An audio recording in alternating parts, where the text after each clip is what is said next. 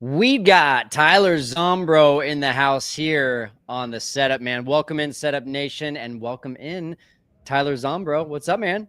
How are you? I'm really awesome. Very much looking forward to this. Appreciate the time, and also, you're kind of popping the cherry for Setup Nation for like someone of your stature coming on live for this show. So, I'm rolling out the red carpet, but I want to say thank you for doing this thing live with us. I don't know what that stature would be, but yeah, happy to join. It's a good stature. It's a good thing. Also, we got Sean Hendrickson in the house, and he is going to be moderating. Sean, you doing well, brother? Getting over a cold? I'm working on a cold, man. Hit me hard last night. I've been dragging all day, but I've got my emergency, I've got my vitamins, I've got my water, and everything in between. So we're grinding.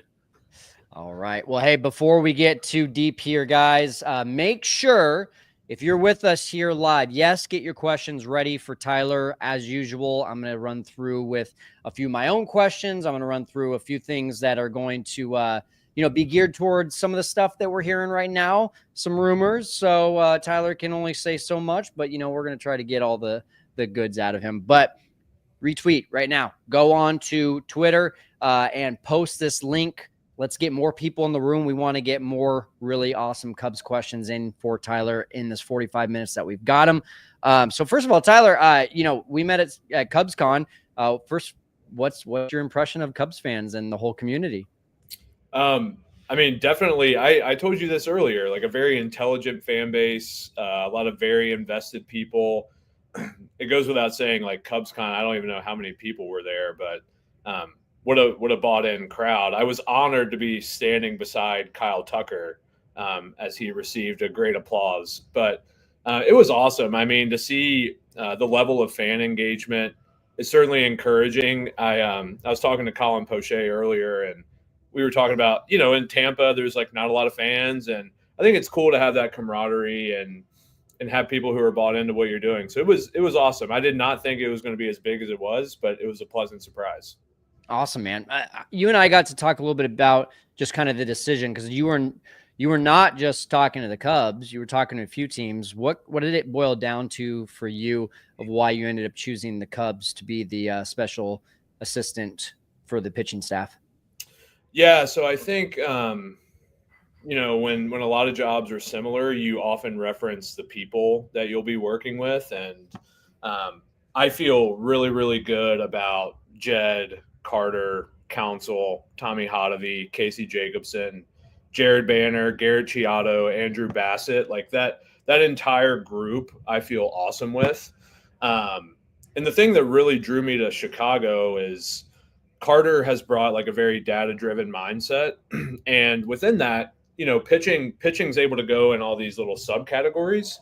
You have S&C, you have medical, you have R&D, you have actual skill acquisition, coaches wise, and being able to contribute. You have acquisition, like all of these areas. I'm able to kind of dive into each of them. It's not just one thing. You're not siloed, and so that cohesive community is really what drew me there. And again, just trusting the people more than anything. So, I think there's a lot of questions that I have just about you and what you bring to the role. But I think the bigger question is, I don't think I've ever seen anyone so hyped up like you are for a Cubs special pitching assistant role. I honestly didn't even know that was a role, to be completely honest with you. And, I'm hearing things like, we had the professor and Kyle Hendricks. We have the pitching philosopher in Shota Imanaga. So, I'm just going to go ahead and name you now. And it's here on the setup, man. You are the pitching prophet. All right. I'm just going to name you that right now. We got to keep this thing rolling, but I would like to know what exactly is your role. Are you in the dugout? Are you kind of like a defensive coordinator up in the press box during the game? Like, what exactly are you doing? Yeah. So as I mentioned, I'm kind of diving into all those subcategories. So if we think of pitching as this big lateral structure, acquisition, S&C, medical, skill specific, R&D, analyst, I'm kind of diving in all of those. But my day-to-day basis is I'll be with the big league team at Wrigley. I'll be based out of Wrigley. I intend to be down on the field pregame, and then ultimately when the game starts, I'll segue back to the office. So, Counts was really a big part of me coming on, and Counts has such a great outlook on player development and also performance, to where we know, and I know this having worked privately for years now with athletes, is you can often get captured in emotions, and when you're in the trenches with somebody, you have some blind spots. So to be able to kind of separate myself and be in the office with so many great minds, and like Ryan Otero, who built so much of the infrastructure with Brez, to be able to sit there and then come back to Tommy and Casey and Counts and have these conversations, it's really, really beneficial. Awesome. Do you accept my self-proclaimed name of Pitching Prophet? You can call me whatever. I think when I played, a lot of people actually called me Professor, but okay, that name cannot be taken in Chicago. So no. Whatever you want to call me is entirely fine. Okay. Well, I'm going to see if it catches on. What do you think, Sean? Are we good with that one? Oh man, I've got 3 or 4 titles I'm going to throw at you here. Like, baseball, man of baseball gods. Tell me what was your best connection. Like, I'm thinking about different little things we can tag on you. On that, like, so was there, like, you said there was a personal connect. You like the guys that you worked with. Who was the personal connection that, you mentioned Carter, you mentioned Jed, like you said that it was a great group of guys. Did you have a relationship previously with any of them that kind of brought you to the table? Yeah, so I've known Andrew Bassett for quite a few years now, and Bass has done a ton in the pro scouting department, has done a lot of terrific work, and so Bass and I actually grew really close over the last, call it 2 to 3 years, as I was training more major league clients on the private side, because I would talk to Bass about, like, hey, Colin Snyder's getting DFA'd. Here's what I see in him. Here's kind of like what his dev plan looks like. Let's have a conversation about it. And that just ended up happening over, let's call it like a dozen athletes. And he and I got close, and I'm hypothesizing on development plans. He's telling me kind of what he sees from his lens within the front office. And we developed a really strong relationship then. And then that just segued into having some conversations with the Cubs group. Jared Banner had reached out, and again, once you initiate those and start to have, it's really great when you go through this process of having individual conversations. Like, you're not just sitting talking to 2 people, is you actually have hours with each person to really get to know them and feel good about what you're doing. So initially it was Andrew Bassett, and then, through the interview process, got to know the rest of the guys really well and think super highly of all of them. So, guys, we're going to talk about a lot of things, and I'm already seeing the comments fill up. Make sure you are posting your questions in the comments. We're going to get to those. We're going to have plenty of time for that with Tyler. We're going to talk about Presley. We're going to talk about a little bit of an under-the-radar signing that you brought to my attention before we got live here. We're going to talk about maybe some of these rumors out there, Cease and King and all that, or what we can talk about those things. And I want to, first of all, start with, guys, before we get into the Q&A, post this on social media. Let's get more people in the room. Tyler, one win so far since being part of the Cubs, and one just like gut-wrenching loss, or just any sort of loss for you. And you're really heavily, like, I mean, you and I were talking about, you were in LA in the room with the Sasaki pitch. So, like, you're there. So what exactly is, would you put in those 2 categories? A win for you, a loss for you? I will just say the loss to begin with is I really was looking forward to working with and being around Hayden Wesneski. I think Wes is fascinating, like, really good supinator with a lot of arsenal potential, flashed so many great things over the last couple of years. Of course, he's part of a deal to acquire Kyle Tucker, which, when you're acquiring a top 3 bat in baseball, you've got to be comfortable with losing something. For sure. But that speaks to the health of the organization, is there's so much really, really good depth and a lot of talent that you're able to do that. So I would say that's one loss. I'm surprised you didn't say Tanner Scott. Yeah, I mean, is That's what the it is.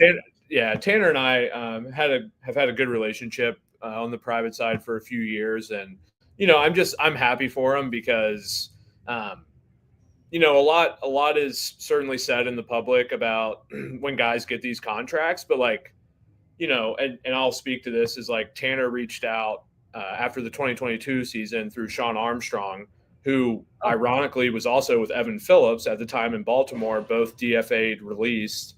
And Tanner got my number through Sean, reaches out, and it's a point of vulnerability for him. He's like, I can't figure it out. I can't throw enough strikes, right? Like, I'm just not getting people out. I'm underperforming. And so to see him go from really those ebbs and flows, the highs and the lows, to a 4-year, $72 million contract, I mean, I'm super happy for him.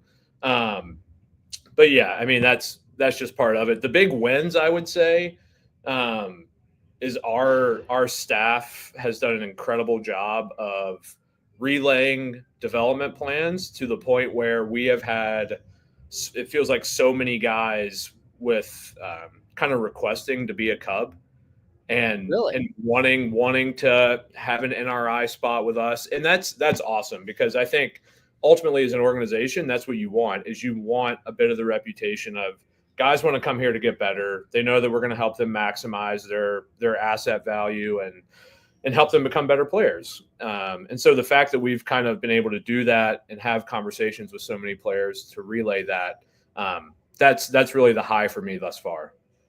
And one of them, Brad Keller. I didn't even know that Brad Keller was signed yesterday, and that was kind of a under the radar sort of one. I'm going to actually share the screen here for those of you that are like, why do I know that name? Well, this is him right here. He was according to Baseball Reference, 7.29 actually WAR player his first 3 seasons, including the shortened 2020 season. This guy is a non-roster invitee, and you put it so eloquently, close to over 700 major league innings, and we're getting him as a non-roster invitee. Is that an example of what you were just talking about, a guy's just looking to be Cubs right now? Yeah, for sure. I think, I had a little bit of a relationship with Brad, and talking to Tommy and Casey about it, and Counts, Carter, Jed, everybody having the same mission and motivation of, let's get Brad Keller back to that elite big league version of himself. And Brad wants that too, right? And I think when you're talking to these athletes and you view it as, I want what's best for Brad Keller, not just right now, but 2, 3, 4 years down the line, you're gonna really have a gravitational pull of those guys that they want to be a part of your organization. And I'm super stoked that we have Brad. I think he's an incredible talent. He's probably one of the best supinators in baseball. If you look at some of the things that I'll look at on my lens, is he's a higher slot guy. Again, as I mentioned, a supinator. So 70-75% efficient on his heater. Guys who averaged 95 plus, 1 o'clock axis or higher, with less than 75% efficiency on their heater, it's Clase, Doval, Glasnow, Brad Keller. So it's good company. Like there are some things that Brad Keller can do that probably not a lot of people know about, and I'm excited to work with him and see what we can do. So, okay, talk to me in regular lingo of what all that just meant, of 75% and the 1 o'clock access. So just talk to me like I'm a second grader. Yeah. So basically the way that the ball leaves Brad's hand naturally and how much force he can put into the ball like this elicits really good breaking ball shapes. And so with Brad, we have a ton of arsenal potential with him, where he's got a depthy slider, sweeper, he's got a little sinker, split. But it's just the way that he naturally moves and throws. And we've seen this throughout time with him. I think we can get it on track and make him pretty good. So I'm really excited for it. I feel like we need Lance in this room right now so that you guys can just geek out and be on the same page, and Sean and I can just sit back and be like, I have no idea what they're talking about. That's that because I mean I know this is like right up the alley of what Lance talks about all the time and why you guys have connected really well. I would like to know just from that kind of perspective as well. You told me like you're really excited about being with a team that kind of needs those winning on the margins, or as Jed eloquently puts it, exceeding expectations. You said that you're excited about that part of your job. What exactly do you do specifically? Give me whether it's a case study or what you think you might be able to bring to the Cubs pitching staff, maybe even one guy in particular of like, hey, I know that that's the kind of guy like a Brad Keller, maybe a different example now, that I could take from here to here just by tweaking a few things. Yeah, for sure. So I think Brad's a really good example to talk through with this. Um, so again, talking on the acquisition side, so JB, Garrett Chiato, Andrew Bassett, like we're identifying these guys who are like fringe major league deals, non-roster invites, and really it becomes like there's a group of athletes who are in this like very confined bubble that are, let's call them, similar talent level. And then where it gets really fun, in my opinion, is talking to Tommy, talking to Casey, talking to our R&D staff and our analysts of saying, if we acquired this guy, what would we do? And then how much better do we think they get? Now, don't get me wrong. Like you certainly want to maximize every single guy you have, but inherently you might just feel a little bit better about taking a guy from here to here versus there to there, right? And that's what's really, really fun is that collaborative conversation amongst all the groups to then figure out, okay, and also for Brad's perspective is like Brad and I have talked a lot. Like Brad knows exactly what he will be doing day one of spring training. The plan is already in place. And I can't speak highly enough of Tommy and Casey and the entire staff that we're able to lay all of this out so that guys already have a developmental plan the day one that they're a Cub. That's awesome. So when you talk about, let's say, I'm going to give you an example. How about Ben Brown, for example, coming off of injuries, freak injuries, we'll call them, flash some amazing stuff. I believe, if I'm correct, you're a big splitter guy, and I think that he's a guy that has either been working on one or is a prime candidate for one. Do you come in and you're all about like, hey, let's just keep you healthy? Or is there that balance of like, hey, we can improve performance plus be focusing on health as well? Like, I guess where I'm asking is like, I'm sure every guy is a different case scenario, but I think what Cubs fans want the most from Ben Brown is health. Yeah, for sure. So first off, I would say the way that I personally approach pitching. So like I talked about how Brad naturally puts force in the ball. I'm always evaluating what guys do well. And that is embedded in me deep from my Tampa Bay days because nobody's better than Kyle Snyder at telling you what you're really good at, giving you a lot of clarity and conviction in doing that and pushing that. I was telling somebody the other day, I haven't seen a guy get to the big leagues because of a weakness, right? Like he gets there because of his strengths. Sure. And we need to identify what those are and then build around it. So Ben Brown, good example. Very, very good fastball, very, very good death ball shape. Those two pitches stack up absolutely with anybody in baseball. I would argue that his downer death ball curveball is probably the best in baseball. And I look at it from the lens of, okay, well, health is number one. We want to keep him healthy and we want to maximize what those two pitches do. And then if you add something down the road, it's down the road. But that's not domino A for me. Sure. Because we already know that these two things that Ben Brown does really well can make him a successful big leaguer. And ultimately, we'll use Ben Brown as an example, is like you alluded to, a splitter. And let's say he flashes like a little changeup split. And you just want to look up and make sure that he's not doing something mechanically to improve the split and then lose his fastball, death ball quality. Yeah, that makes sense. That's the thing, is you have to keep them anchored what they're really good at. And that's what I think Tommy and Casey are so good at. And it's a big part of my job is to make sure from afar that guys are staying on the path that they need to be on and not losing their identity of strengths. But that's a good example of like, let's anchor them down and what makes them really good. And then if those are very solidified, we can splash to something else. What you just said there actually reminds me a lot of what Jameson Taillon has alluded to, what he dealt with when he came over to the Cubs, was that they were kind of trying to add this sweeper, but it kind of like messed with the curveball grip, I think is what it was. And just in listening to talking to you, it feels like you and Taillon kind of have a similar mindset. Have you talked to him yet? Is that a guy that you're looking forward to working with? Yeah. I've known JMO for a little bit.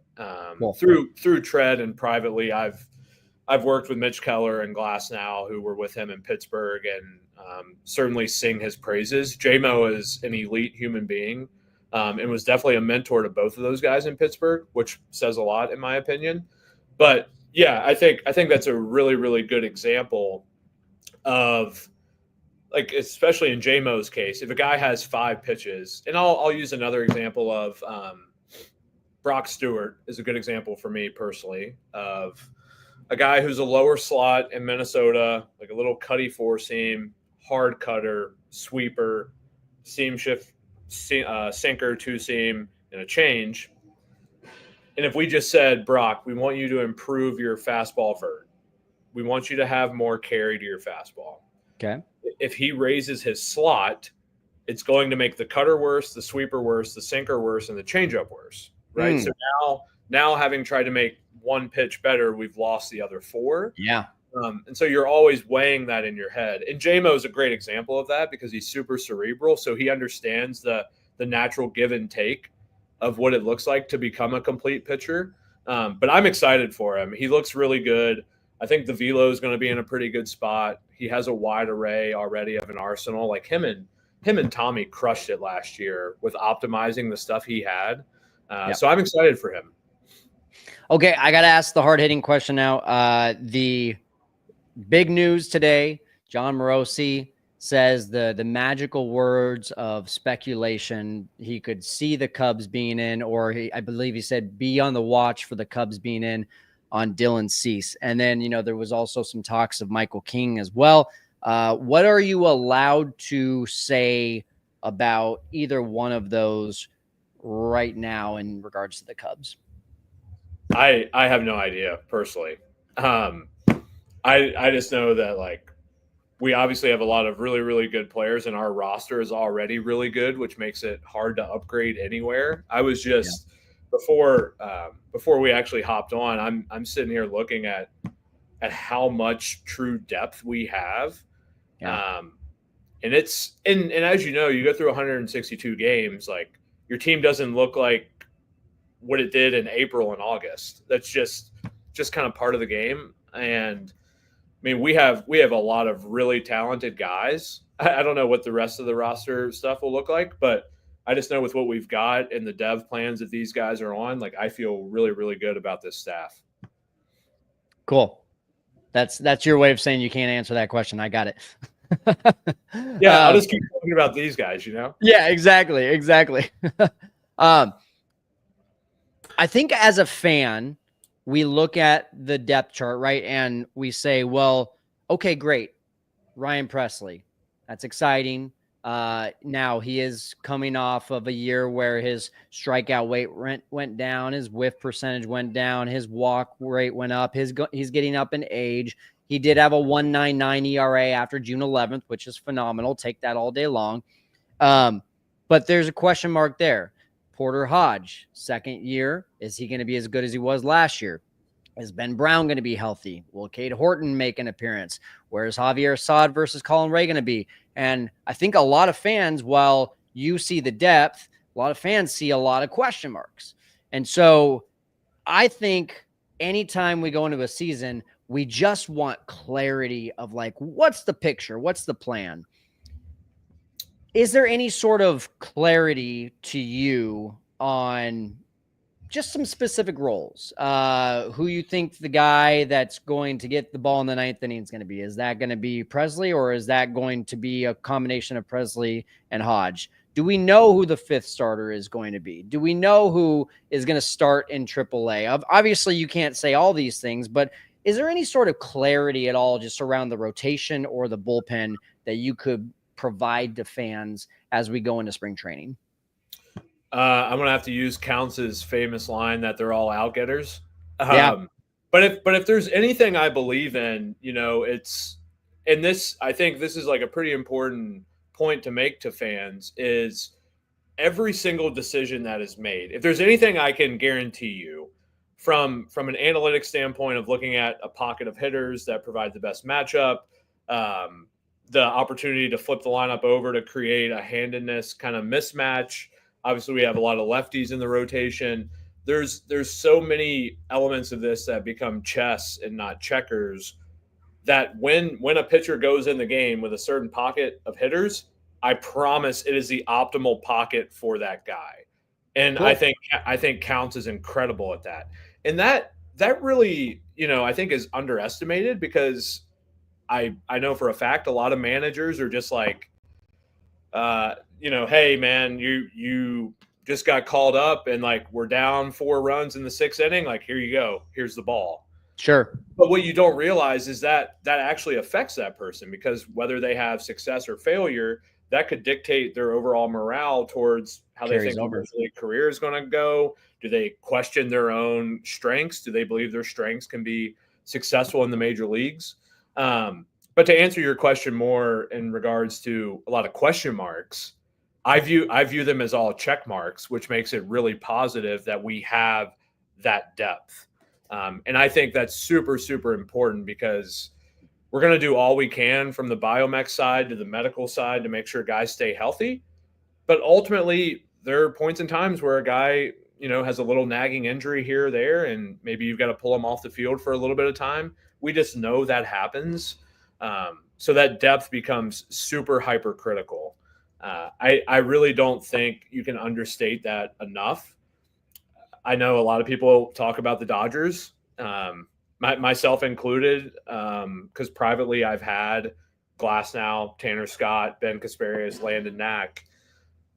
A guy like Landon Knack right now is probably thinking, oh my gosh, I'm going to be like the 3rd or 4th starter in Oklahoma City, and I've got no chance of pitching in the big leagues. I promise you Landon Knack will pitch in the big leagues this year, right? You just don't know what's going to happen and how it transpires. Right. So that depth, while it may seem like you just have too much of it, you can never have enough. And that's one thing that I've certainly learned from early conversations with Jed and Carter and JB, Garrett, Bass, is like, we may think we're overbooked with depth going into spring training, but things change. But the good news is I feel really good about all of those guys.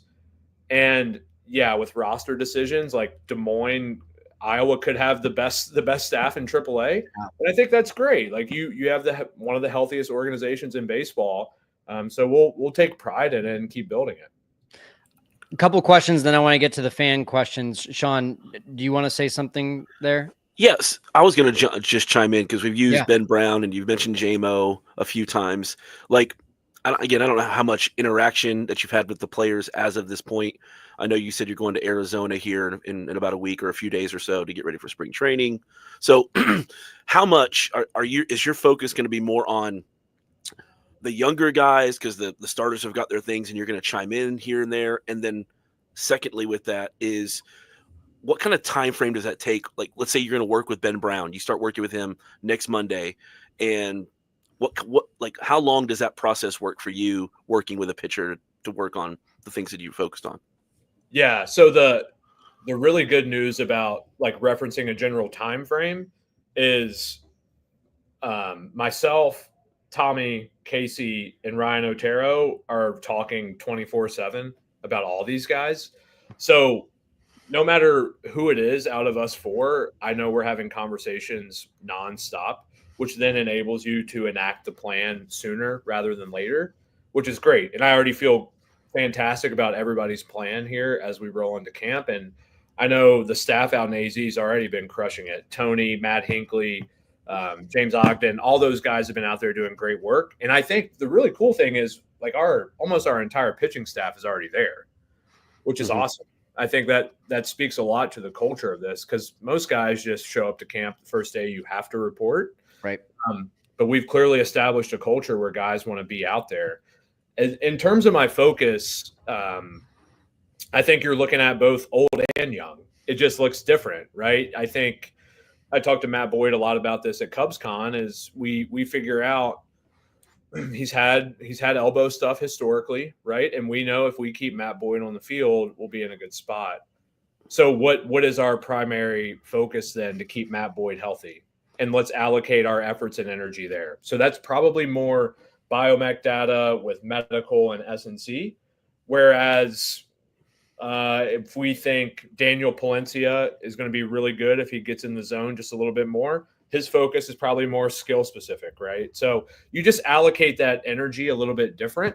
But that's the fun part, is you do it with the older guys and the younger guys. Sean, that's the pitching prophet right there. I mean, like, exactly. I'm telling you, like that's the name, the pitching prophet. Old man of baseball gods. Tell us more. Listen, Tyler, I want to get to the Q&A here, but first guy that comes to mind when I ask this question, just a real rocket fire question. Most overlooked right now by the fans in terms of a new addition to the team that you think will make an impact in 2025? New addition. Could even be one of these non-roster invitee guys.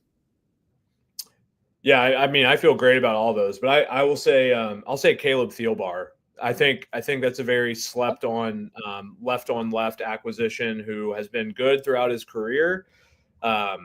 I have a bias towards him because he's a student of the game. He's like morphed his career as he's gotten older, stepped away from baseball for a while, but he has a lot of capacity to do things with a slight cut four seam. He's got a little gyro that he started to flash at the end of last year. He's got a big sweeper shape, huge curveball that he can use for strikes early. So I think that's a really slept on one, is that he's going to be pretty darn good left on left for us. And it feels like people probably forget about that signing, but I think he's going to be huge for us. Okay.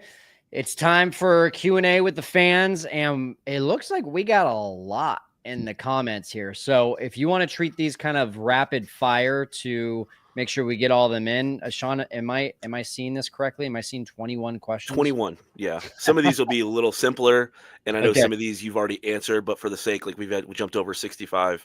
If we did touch on any of these already, Sean, feel free to skip over them. All right. So this is kind of just a break the ice one. Dave Backstrom said, the last time we had an employee that was started with SAMBR, they like to rage on the Gatorade coolers. What is your stance on electrolyte violence? That's good. The good thing is my last name is ZOMBR, so I don't have the AM. Plot twist. But I do anticipate that I will get that reference a lot. But man, that guy was talented, and I think he kind of like signals the end of the beautiful era of pitchers hitting. So he'll always be memorable to me. That's good. All right, let me jump in here. Shy Cubs 557 says, this is just directly to you. If you could like hit this in like a bullet point, what tools do you bring to the table, and are you going to work closely with rehab, development, or both? Both. So I think it's an all-encompassing thing. The best answer I can give to that quickly is I take data, so ball flight data in terms of how the ball leaves somebody's hand. I take that back to their biomech profile. My background's pre-med based, so then take that back to their anatomy and physiology, and you just keep solving that continuum. That's medical, S&C, R&D, analyst skill, and you just keep sliding on that continuum to solve it. So like development and rehab go hand in hand to me. It's good. Okay. Michael Bingham, and I'm going to try to interpret it this way. If you were given the keys to pick the starting pitching lineup for opening day and just maybe the back three right now, what would you go? The back three closing out games, that is. Depends on how Counts wants to stagger the outgetters, but I'm excited about all of them. I think I'll talk to at least the starting stuff. Somebody asked me a question on a podcast, actually, like, what can Justin Steele do to improve? I'm like, Justin Steele's been like a top 10 pitcher the last few years. What else do we want? Right. But yeah, there's a lot of good stuff. I mean, you can't. Ben Brown, awesome. Pearson, so much upside there. Tyson Miller found his form. Porter, Presley, like all those guys are super impressive and can get outs anywhere. So I think it's good that you have those questions because it means their stuff's elite enough to be in the back end. A lot of guys also have the elite stuff to start and turn the lineup over times. All right. So I'm going to get you 3 questions because they're all revolving around Cade Horton into one. So the question is, from Steve Dunn and a couple others, do you think Cade Horton could take over as the Cub 5th starter by the middle of the season or sooner? Or do you think he's just a straight bullpen arm this year? Again, like he's been a starter his whole career, so like the default is Cade Horton is probably a starter, right? But that depends on so many peripherals of making sure that his developmental curve is where it needs to be. And this is to my point of talking about how you embed guys to the big leagues. I think that's really, really important. I'll use Kyle Snyder again as like a mentor example here. Like Shane McClanahan wasn't very good his college and minor league career. And you look up and the way that Kyle Snyder brought him into the big leagues and groomed him, that had a huge impact on his success. And so I think you have to be really smart with young guys, how you put them into the big leagues. As I mentioned, like guys aren't meant to debut, like give them the ball in a really crappy spot and make them get 6 to 9 outs and then send them down after the game. So it's different for everybody, right? But Cade is obviously super impressive. I know he's done a ton getting over his rehab stint, working with the staff in AZ. He looks good. So really excited that the dev team's done a great job with him.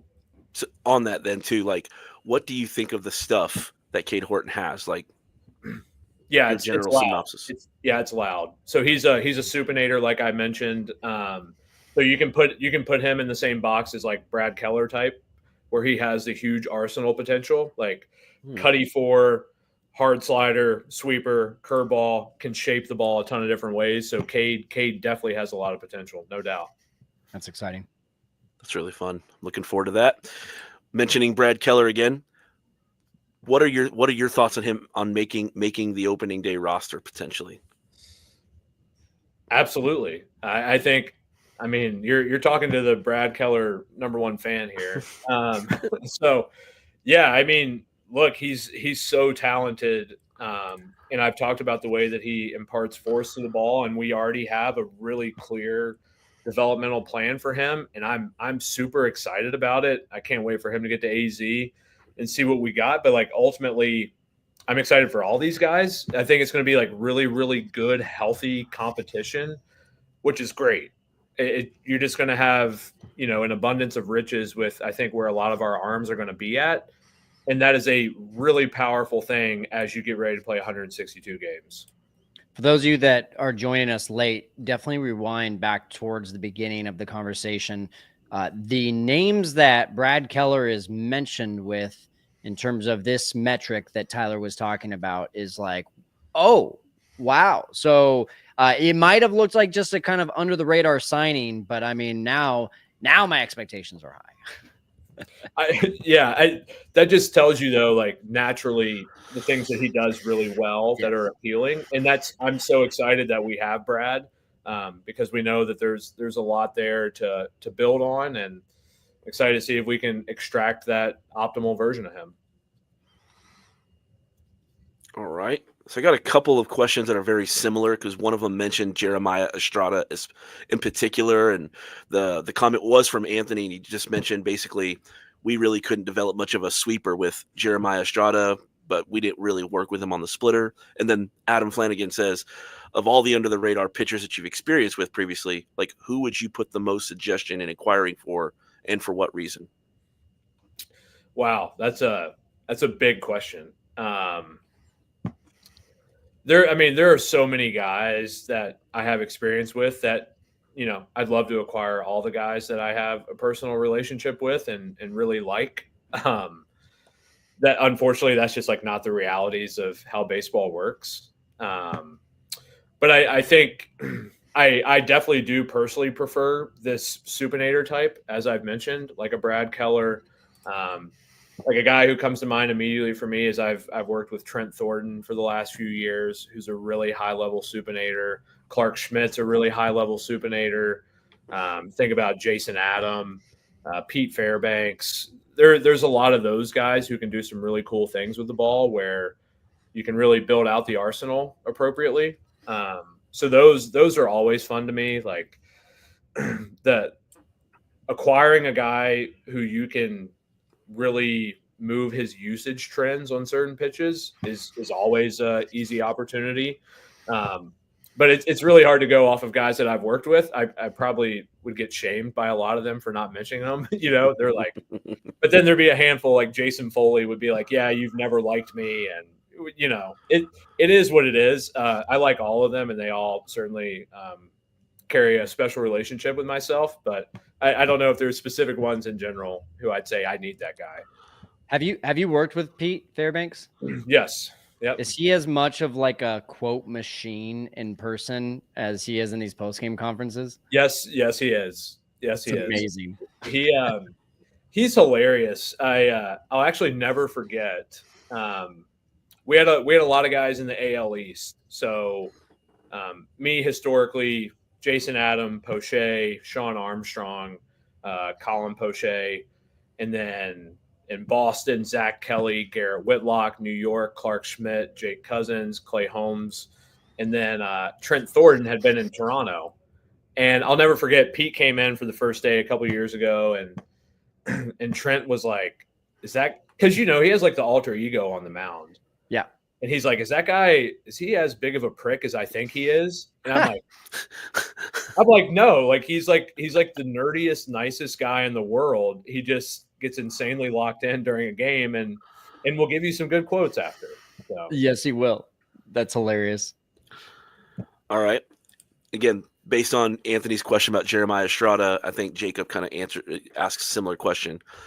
Whether it was Jeremiah Estrada or anybody new or that we got coming back, like how or will you decide on what do you change about their pitching arsenal?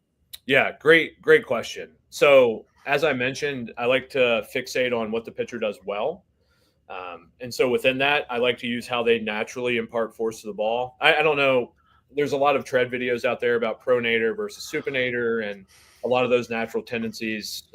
We've filmed a ton of those over the years, but basically, if you're behind the ball more, there are certain pitches that you can throw easier. If you're more around the ball naturally, there are pitches that you can throw easier there.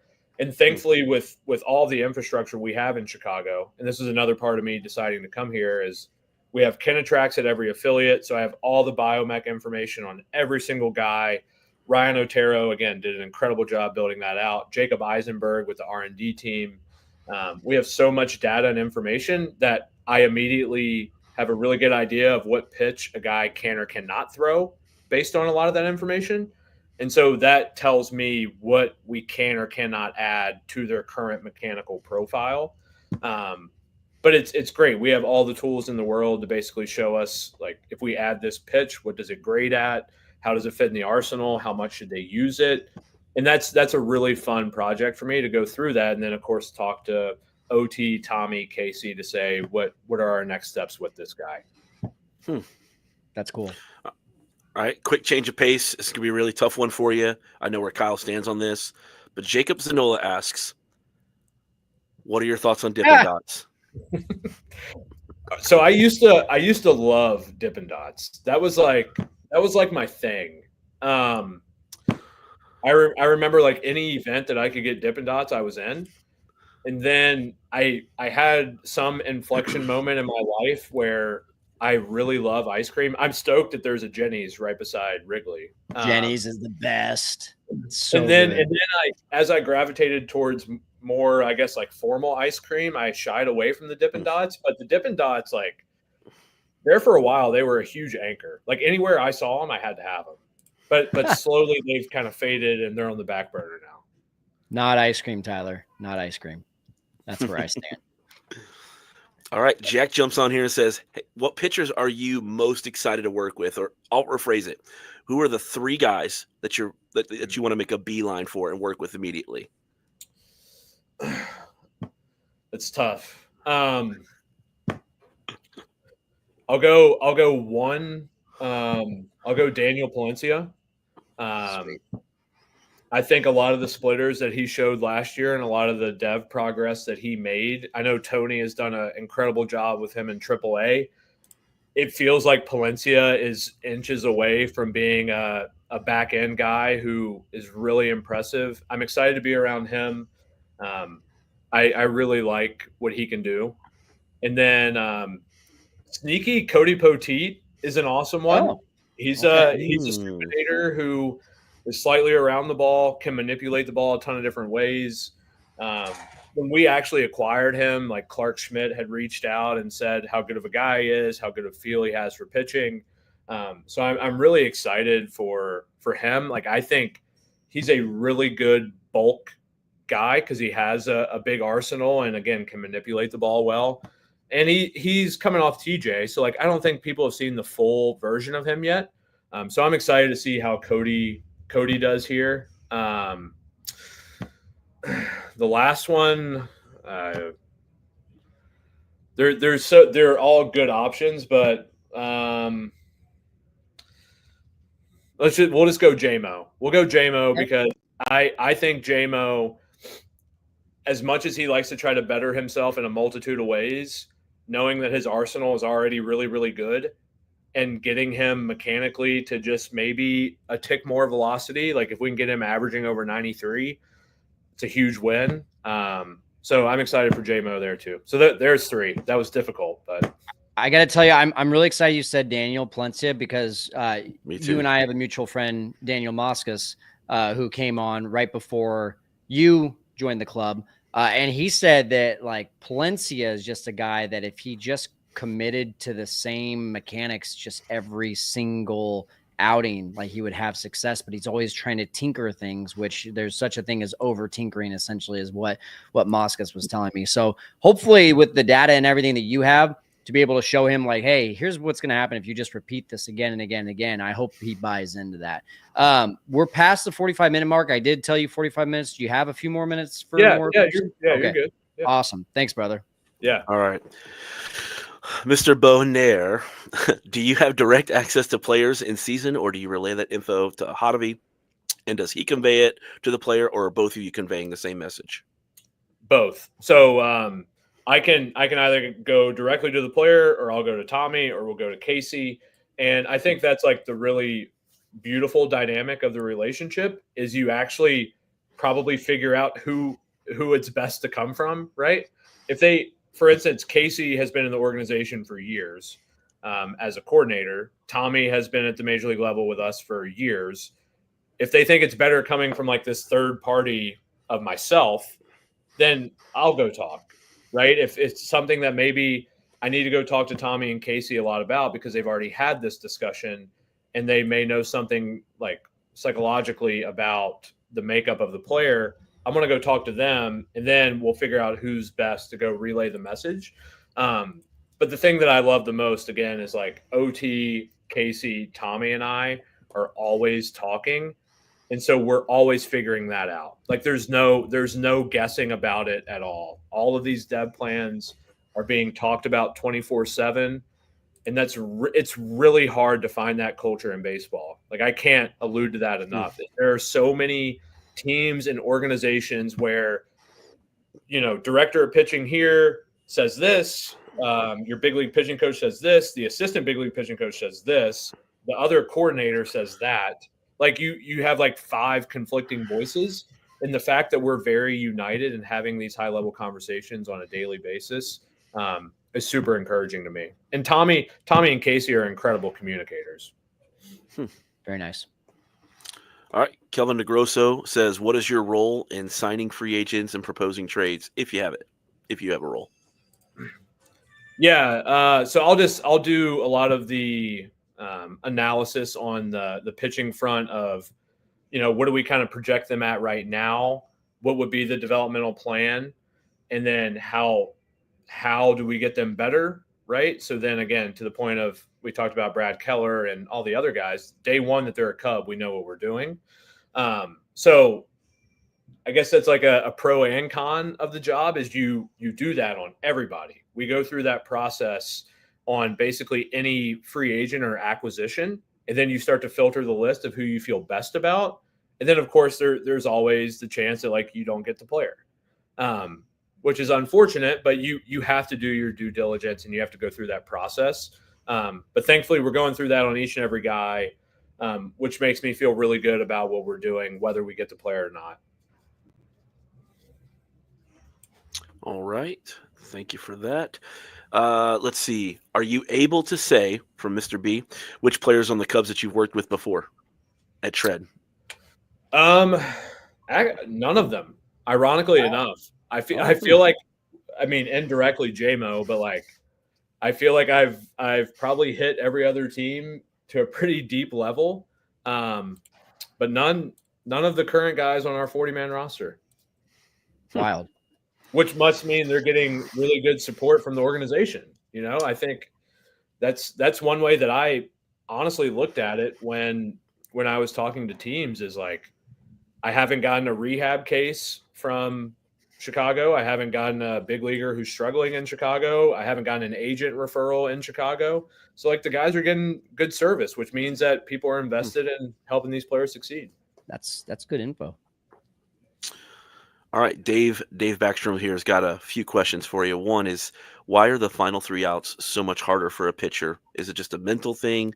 Because you hear things like some people just aren't cut out for it. What are your thoughts on why that's the harder thing to do?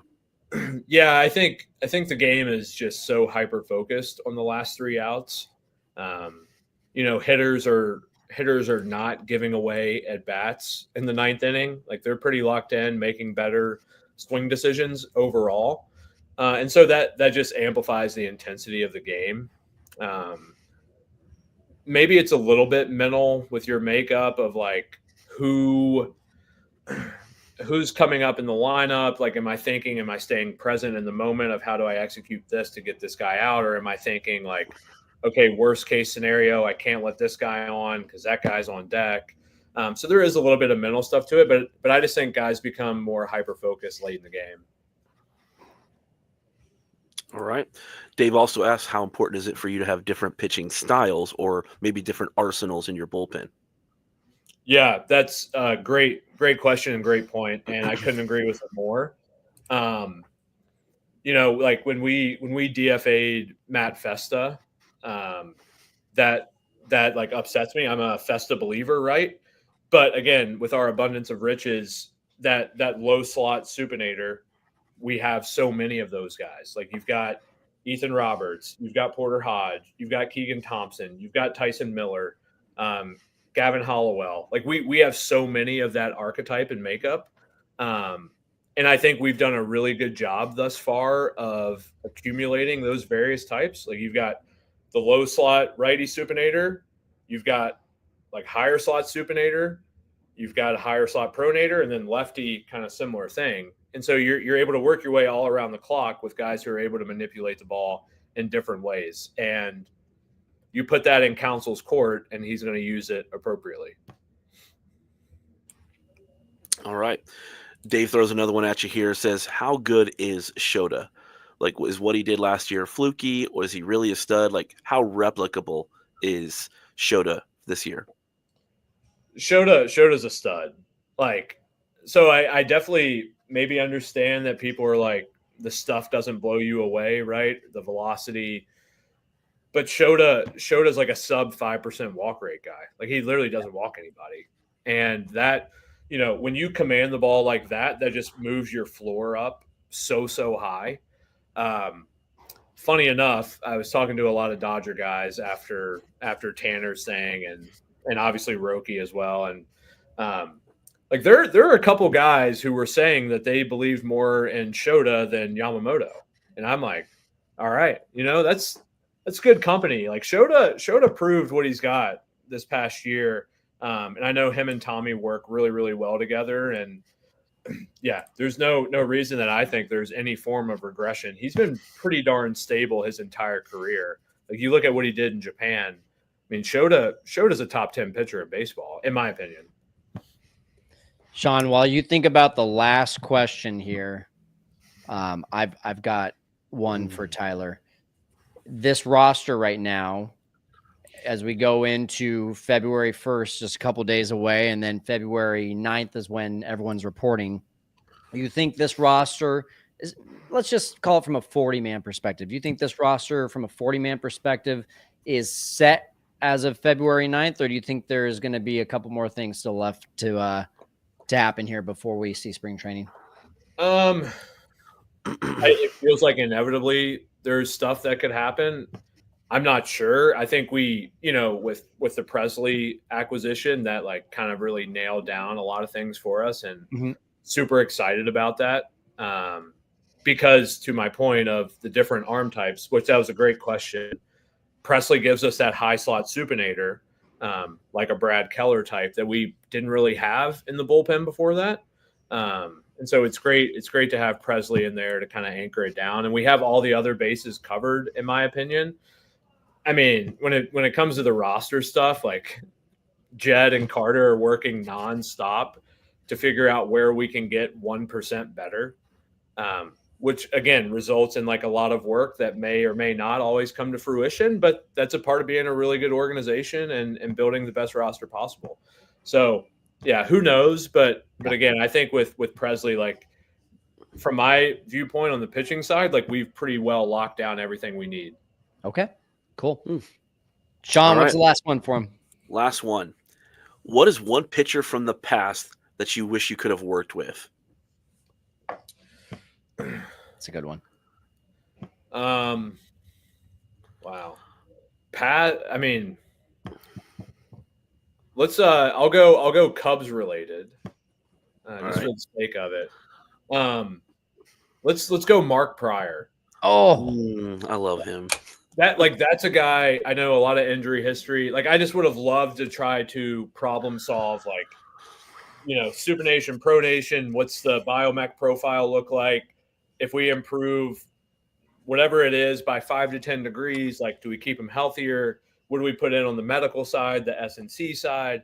Like those things are fascinating to me, because if you can really solve that puzzle to keep guys healthy and they have elite levels of performance. I mean, it's like Glass now in a lot of ways, right? It's so elite, but you're just trying to problem solve how to keep him healthy with the demands of how much force he imparts to the ball and how hyper specific he moves. But Pryor would definitely have been fun to try to combine all of those things and figure out, like, how do we run with this? Because he's ultra talented. He was born in the wrong generation. Just 10 years, 15 years later, a little bit more data, a little bit more mechanical information. Hall of Famer.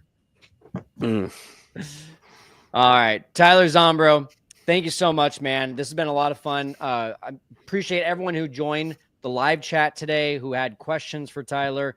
Really excited for those that were not able to join, or they're going to watch this on replay and just get a ton of value from it. So really excited to see what you do with the Cubs this year. Excited for you to be with this organization for a long time, and very happy that you jumped on with us here on the Set It Man. Thank you, Tyler. Yeah. Thanks for having me.